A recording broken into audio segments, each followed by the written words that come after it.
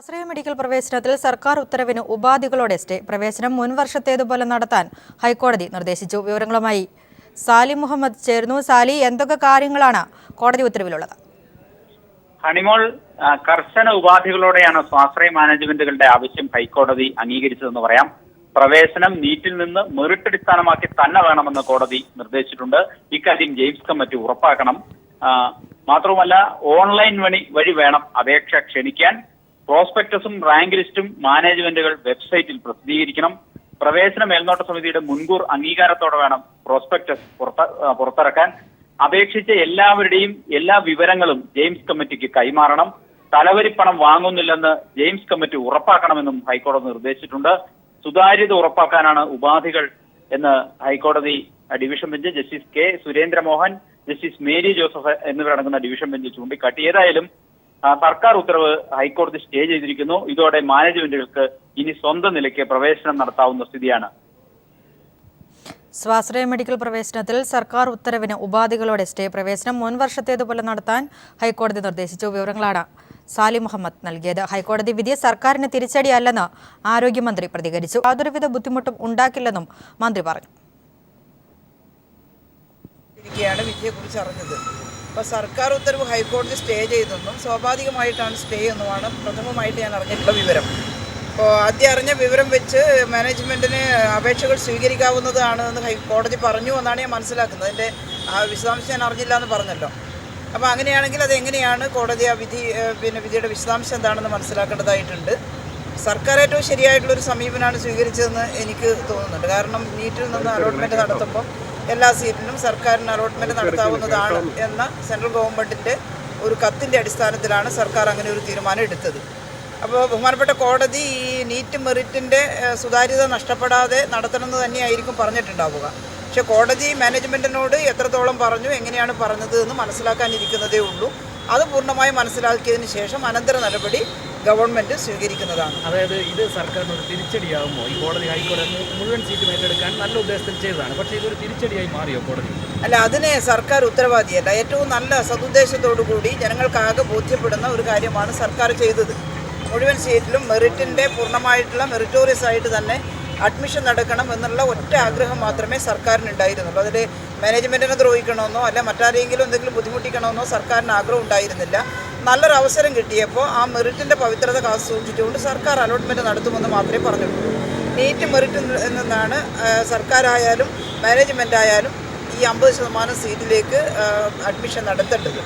അപ്പോൾ അത് കോടതി എന്താണ് പറഞ്ഞത് എന്നുള്ളത് കോടതി മോശമായിട്ട് എന്തെങ്കിലും പറയുമോ? അങ്ങനെ തോന്നുന്നത്. പക്ഷേ മാനേജ്മെൻറ്റിന് ഇതിനൊരു അവകാശമുണ്ട് എന്ന് കോടതി പറഞ്ഞിട്ടുണ്ടെങ്കിൽ ആ അവകാശം ഉള്ള സ്ഥിതിക്ക് അതെങ്ങനെ സാമൂഹ്യ നീതി നഷ്ടപ്പെടാതെ നടപ്പിലാക്കുമെന്ന് കൂടി കോടതി പറഞ്ഞിട്ടുണ്ടാവണം. അപ്പോൾ അതാണ് ഞാൻ അറിയാത്തത്. വിശദമായിട്ട് ആ കാര്യത്തെക്കുറിച്ച് ഞാൻ മനസ്സിലാക്കുന്നേ ഉള്ളൂ. അതായത് ഈ കാര്യത്തിൽ ഇനി കോടതിയിലേക്ക് പോകുക, നിയമപ്രശ്നങ്ങളിലേക്ക് പോകാൻ സർക്കാർ ഉദ്ദേശിക്കുന്നുണ്ടോ? ഉപരിക്കോടതിയിലേക്ക് സമീപിക്കുക എന്തായാലും അത് വിധിയുടെ വിശദാംശം അറിഞ്ഞിട്ടാണ് ചെയ്യേണ്ടത്. മാത്രമല്ല, ഇതിൽ സർക്കാരിൻ്റെ മുമ്പിലുള്ള ഒരു വലിയ പ്രശ്നം അലോട്ട്മെൻറ്റിന് ദിവസങ്ങളാണുള്ളത്. ഞങ്ങൾക്ക് ചിലർ പറഞ്ഞു വൈകിപ്പോയി ചർച്ച നടത്താം. വൈകിട്ടൊന്നുമില്ല. കാരണം നീറ്റ് റിസൾട്ട് വന്നതിന് ശേഷമാണ് അഡ്മിഷൻ്റെ കാര്യത്തെക്കുറിച്ച് നമുക്ക് ചർച്ച ചെയ്യാൻ സാധിക്കുക. അത് വരുന്നത് വരെ മാത്രമേ സർക്കാർ, അതിൽ വന്നതിൻ്റെ തൊട്ട് പിറ്റേന്നാൾ തന്നെ ഇത് സംബന്ധിച്ചുള്ള ചർച്ച സർക്കാർ, അതിൻ്റെ പിറ്റേന്ന് തന്നെ സർക്കാർ ഇത് സംബന്ധിച്ചുള്ള ചർച്ച ആരംഭിച്ചിരുന്നു. ഇനി നമുക്ക് യഥാർത്ഥത്തിൽ അലോട്ട്മെൻറ്റിന് ഒരു ചെറിയ ദിവസം മാത്രമേ ഉള്ളൂ.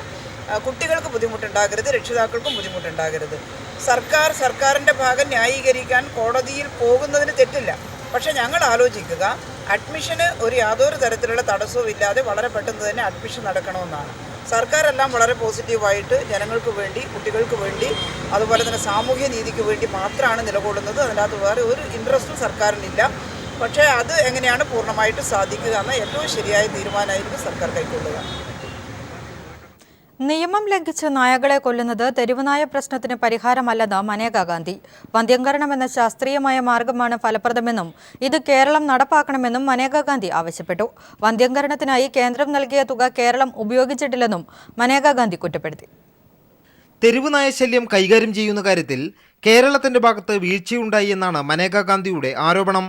മറ്റ് സംസ്ഥാനങ്ങൾ ഫലപ്രദമായി നടപ്പാക്കിയ വന്ധ്യംകരണ പ്രവർത്തനങ്ങൾ കേരളത്തിൽ വിജയിപ്പിക്കാനായിട്ടില്ല. നിയമം ലംഘിച്ച് തെരുവുനായകളെ കൊല്ലുന്നത് ശാശ്വതമായ പ്രശ്നപരിഹാരമല്ലെന്നും മനേകാ ഗാന്ധി പറഞ്ഞു. You could sterilize the dogs within 2 years. Why? Within 1 year. and finish the problem. But if you keep killing, A, you break the law. 2, you're continuing to repeat to do things that don't work. തെരുവ് നായകളെ കൊല്ലുന്നത് നിരോധിച്ചുകൊണ്ടുള്ള കേന്ദ്ര നിയമം supreme കോടതി പലതവണ ശരിവെച്ചതാണ്. കേരളം അക്രമകാരികളായ നായകളെ കൊല്ലാൻ തീരുമാനിച്ചാൽ അതിന്റെ മറവിൽ എല്ലാ നായകളെയും കൊല്ലാനുള്ള അവസരമാകുമെന്നും മനേകാ ഗാന്ധി ചൂണ്ടിക്കാട്ടി. If you use ferocious dogs as an excuse to kill any dog, then you will carry on this problem again and again. 140 പേർക്ക് ഒരു നായ എന്നതാണ് കേരളത്തിലെ ഇപ്പോഴത്തെ കണക്ക്. ഇത് രാജ്യത്തെ ഏറ്റവും കുറഞ്ഞ അനുപാതമാണ്. ഇതിനേക്കാൾ കൂടിയ അനുപാതമുള്ള സംസ്ഥാനങ്ങളിൽ തെരുവ് നായയുടെ ആക്രമണ കേസുകൾ ഉണ്ടാകാറില്ലെന്നും മനേകാ ഗാന്ധി കൂട്ടിച്ചേർത്തു. മാലിന്യം കൂടുന്നതിനനുസരിച്ച് തെരുവുനായ ശല്യവും വർദ്ധിക്കുമെന്നും മനേകാ ഗാന്ധി പറഞ്ഞു. News bureau, Delhi. മനേകാ ഗാന്ധിക്ക് മറുപടിയുമായി മന്ത്രി കെ ടി ജലീൽ. മനുഷ്യസ്നേഹമില്ലാത്തവർക്ക് എങ്ങനെ മൃഗസ്നേഹത്തെക്കുറിച്ച് സംസാരിക്കാൻ കഴിയുമെന്ന് മന്ത്രി ചോദിച്ചു. വന്ധ്യംകരണം നടപ്പാക്കുന്നതിൽ സർക്കാരിന് വീഴ്ച പറ്റി. അത് സ്വയം വിമർശനമായി ഉൾക്കൊള്ളുന്നു. തെരുവ് നായ്ക്കളെ കൈകാര്യം ചെയ്യേണ്ട രീതിയിൽ കൈകാര്യം ചെയ്യുമെന്നും മന്ത്രി വ്യക്തമാക്കി.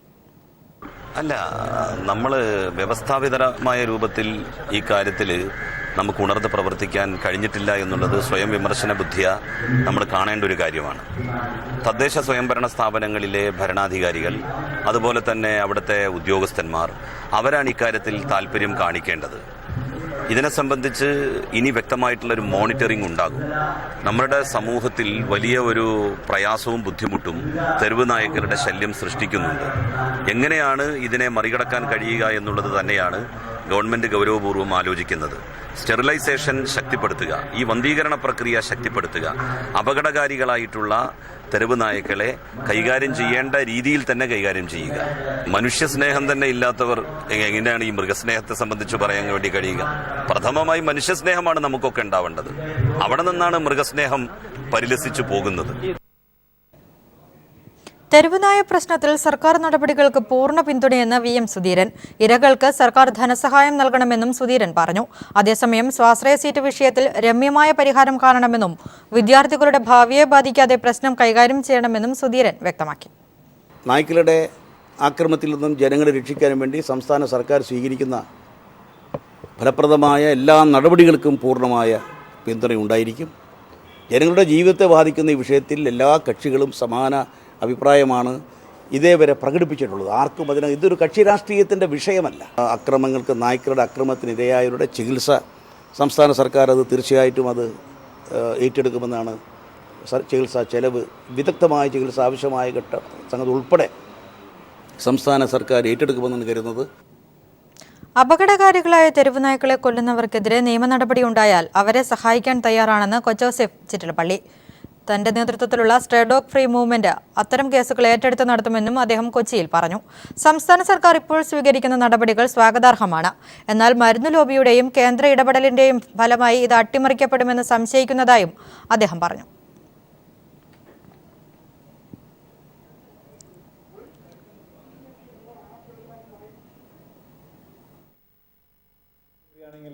പട്ടികളെ കൊല്ലാൻ തയ്യാറാണെങ്കിൽ ഇതുമായി ബന്ധപ്പെട്ട് എന്തെങ്കിലും കേസുകളോ അല്ലെങ്കിൽ ലീഗൽ പ്രശ്നങ്ങളോ എന്തു വേണമെങ്കിലും സ്റ്റേ ഡോഗ് ഫ്രീ മൂവ്മെന്റ് അത് ഏറ്റെടുത്ത് നടത്താം. അല്ലാതെ ഈ പ്രശ്നം തീരില്ല.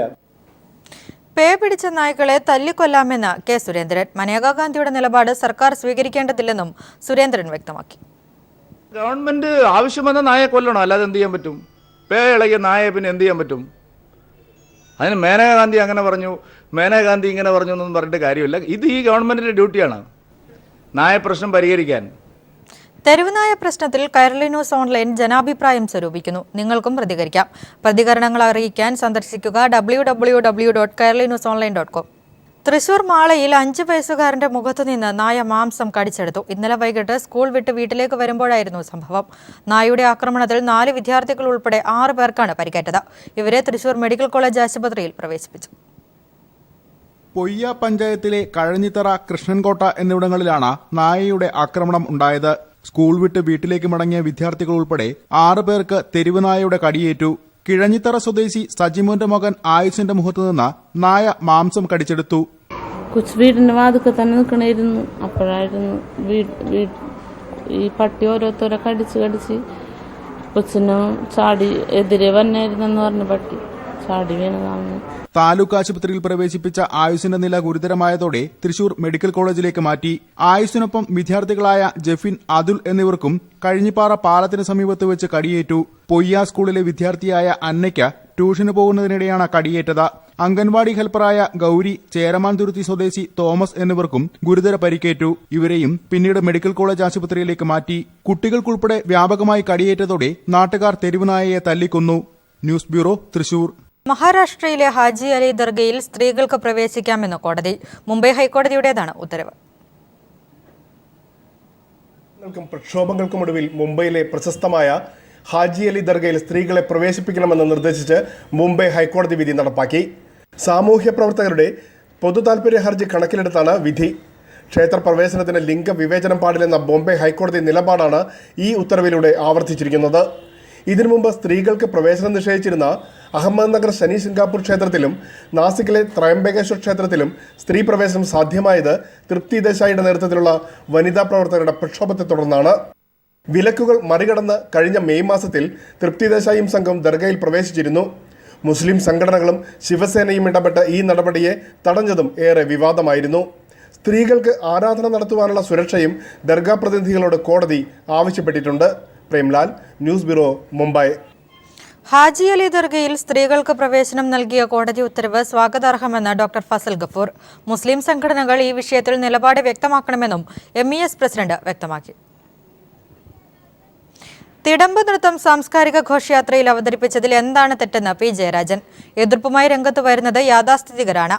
നവോത്ഥാന മുന്നേറ്റങ്ങളെ എതിർക്കുന്നവരെ സാംസ്കാരികമായി നേരിടുമെന്നും മലയോര ഹൈവേ വിഷയത്തിൽ KC ജോസഫും UDFും ജനങ്ങളെ തെറ്റിദ്ധരിപ്പിക്കുകയാണെന്നും പദ്ധതി നടപ്പിലാക്കുമെന്ന് മുഖ്യമന്ത്രി ഉറപ്പു നൽകിയതായും ജയരാജൻ വ്യക്തമാക്കി. അടിമാലിയിൽ 9 വയസ്സുകാരനെ ക്രൂരമായി മർദ്ദിച്ച അമ്മയെ പോലീസ് റിമാൻഡ് ചെയ്തു. ദേവികുളം ഫസ്റ്റ് ക്ലാസ് മജിസ്ട്രേറ്റ് കോടതിയാണ് റിമാൻഡ് ചെയ്തത്. പ്രത്യേക സാഹചര്യം കണക്കിലെടുത്ത് 3 മാസം പ്രായമായ കുഞ്ഞിനെ അമ്മയ്ക്കൊപ്പം കഴിയാമെന്നും കോടതി വ്യക്തമാക്കി. രാവിലെ ഇടുക്കി പൈനാവിലെ ഷെൽട്ടർ ഹോമിലെത്തിയാണ് സെലീനയെ പോലീസ് കസ്റ്റഡിയിലെടുത്തത്. 3 മാസം പ്രായമുള്ള കുട്ടിയെയും സെലീന കൂടെ കൂട്ടി. മുലയൂട്ടുന്ന കുട്ടിയായതിനാൽ പോലീസ് സെലീനയെ എതിർത്തില്ല. തുടർന്ന് അടിമാലി താലൂക്ക് ആശുപത്രിയിലെത്തിച്ച സെലീനയെ വൈദ്യപരിശോധനയ്ക്ക് വിധേയമാക്കി. പോലീസ് സ്റ്റേഷനിൽ എത്തിച്ച് നടപടിക്രമങ്ങൾ പൂർത്തിയാക്കി അറസ്റ്റ് രേഖപ്പെടുത്തി. തുടർന്ന് കൂമ്പൻപാറയിലെ വീട്ടിലെത്തിച്ച് തെളിവെടുപ്പ് നടത്തി.